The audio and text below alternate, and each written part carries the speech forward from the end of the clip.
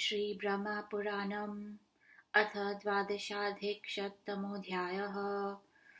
ब्रह्मोवाच मातृतीर्थमिति ख्यातं सर्वसिद्धिकरं नृणाम् आदिभिर्मुच्यते जन्तुस्तीर्थस्मरणादपि देवानां सुराणां च सङ्गरो भूत्सु दारुण नाशुक्रवस्तदन्ता जेतुं देवादानवसङ्गरम् तदाहं गमं देवैस्तिष्ठन्तं शूलपाणिनम् अस्तवं विविधैर्वाक्यैः कृताञ्जलिपुटशनैः संयन्त्र देवैरसुरैश्च सर्वैर्यदा हृतं सम्मथितुं समुद्रम् यत्कालकूटं शम्भून्महेश तत्त्वां विनाकु ग्रसुं समर्थम् पुष्पप्रहारेण जगत्त्रयं य स्वाधीनमापादयितुं समर्थ मारोहरिप्यन्य सुरादिवन्द्यो वितायमानो विलयं प्रयात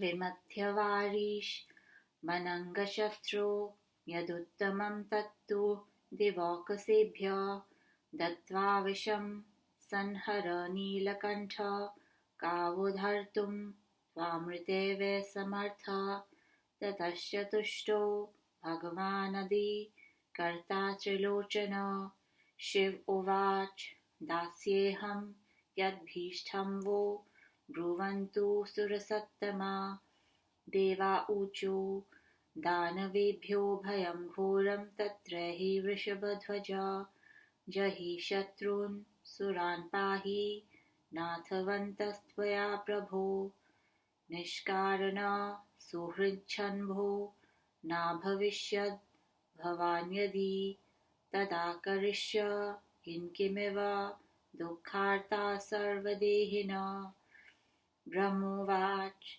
इत्युक्तस्तत् क्षणात् प्रयाद्यच्छत्र ते देव शत्रतवः तत्र तद्भुतमभवच्छन् करेण सुरद्विषां ततस्त्रिलोचनः शान्तस्तमोरूपधरः शिवः ललाटाद्वय पतंस्तस्य युध्यतः स्वेदबिन्दवः संसहरन् दैत्यगणांस्तामसीं मूर्तिमाश्रितः तान् मूर्तिं सुरा दृष्ट्वा मेरुपृष्ठात् भुवं ययुः स संहरन् सर्वदैत्यांस्तदा गच्छत् भुवं हर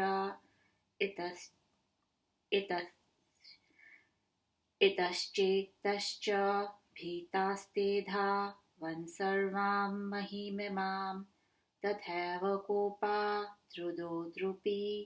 शत्रूंस्ताननुधावति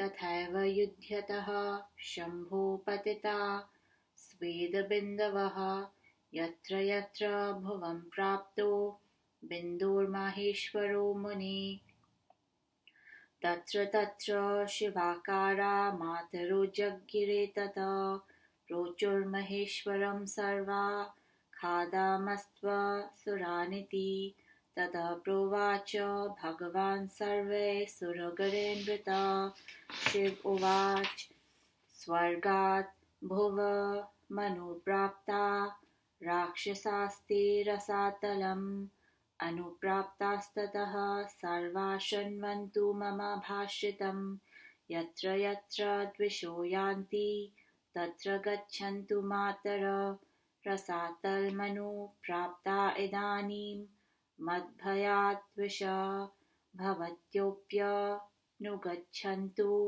रसातलमनुद्विषः ब्रह्मोवाच ताश्च जग्मुर्भुवं भित्त्वा यत्र ते दैत्यदानवा तान् हत्वा मातरः सर्वान् देवारीन् तिभिर्भीषणान् पुनर्देवानुपाजग्मुः पथा तेनैव मातरः गताश्च मातरो यावद्यावच्च पुनरागता तावद्देवा स्थिता आसन् गौतमीतीरमाश्रिता प्रस्थानात् तत्र मातॄणां सुराणां च प्रतिष्ठिते प्रतिष्ठानं तु तत्क्षेत्रं पुण्यं विजयवर्धनं मातॄणां यत्र चोत्पत्तिर्मातृतीर्थं पृथक् पृथक् तत्र तत्र बिलान्यासन्र सातल्गतानि च सुरास्ताभ्यो वीरान् प्रोचुर्लोके पूजां यथा शिव प्राप्नोति तद्वन्मातृभ्यः पूजा भवतु सर्वदा इत्युक्त्वान्तर्धदुर्देवा आसन्तस्तत्र मातरः यत्र यत्र स्थिता देव्यो मातृतीर्थं ततो विदु सुराणामपि सेव्यानि किं पुनर्मानुषादिभिः तेषु स्नानमथो दानं पितॄणां चैव तर्पणं सर्वं तदक्षयं ज्ञेयं शिवस्य वचनं यथा यस्तिद्वदं शृणुयान्नित्यं स्मरेदपि पठेत्तदा आख्यानं मातृतीर्थानामायुष्मान् स सुखी भवेत्। इति श्रीमहापुराणे आदिब्राह्मणे स्वयंभूऋषि संवादे देवतीर्थ मातृतीर्थ प्रतिष्ठान वर्णनं नाम 12अधिकशततमोऽध्यायः। गौतमी महात्म्ये 43शततमोऽध्यायः। ब्रह्मा ने कहा, प्रसिद्ध मातृतीर्थ मनुष्यों हेतु सर्व सिद्धि देने वाला है। इसके स्मरण से प्राणीगण के मन का दुख दूरीभूत होता है। पूर्व काल में भीषण देवासुर युद्ध छिड़ा था। उसमें देवता लोग दानवों को परास्त नहीं कर सके। तब मैं भी देवताओं के साथ प्रभु शूलपाणी के यहाँ गया तथा हाथ जोड़ अनेक व्याख्याओं से उनका स्तव भी किया। मैंने उनसे कहा, हे महेश, देवता और असुरगण आपसी मंत्रणा करके जब समुद्र मंथन में प्रवृत्त हुए तब उसमें से जो कालकूट विष निकला, आपके अतिरिक्त कौन उससे जगत को त्राण दिला सकता है। जो कामदेव पुष्प धनु तथा पुष्प बाणों से त्रैलोक्य को वशीभूत कर सकने में सक्षम है, जब उसने सुर असुरों द्वारा वंदनीय आप पर बाण फेंकने का उद्यत था, तभी वह विलीन हो गया। हे काम शत्रु, समुद्र मंथन से जो भी उत्तम वस्तु निकली उसे आपने देवगण को दिया, लेकिन उसमें से निकले हलाहल का आपने ही नीलकंठ पान कर लिया। आपके अतिरिक्त उसे धारण कर सकने में कौन समर्थ है। इस स्तुति से भगवान आदि कर्ताहर प्रसन्न हुए। शिव कहते हैं, हे देव प्रवरगण, अपनी इच्छा कहो, मैं अवश्य प्रदान करूंगा। देवगण ने कहा, हे वृषवाहन, दानवों से हमें विषम भय है, अतः आप आकर शत्रुओं पर जय पाकर हमारी रक्षा कीजिए। आपके ही द्वारा हम सनात हैं। हे शंभु, यदि आप हमारे रक्षक न होते तब हम तथा देहधारी दुखार्थ होकर क्या कर पाते। ब्रह्मा ने कहा, देवताओं के ये कथन पर शिव तत्क्षण वहां गए जहां देव शत्रुदल विराजित था। वहां देव शत्रुओं से शंकर का घोर युद्ध छिड़ गया। तब युद्ध में श्रांत होकर महेश्वर ने तमरूप धारण किया। युद्ध काल में उनके ललाट से श्वेत बिंदु गिरे। उन सब ने तामसी रूप धारण किया तथा वे सभी तामसी रूप वाले दैत्य संहार हुए।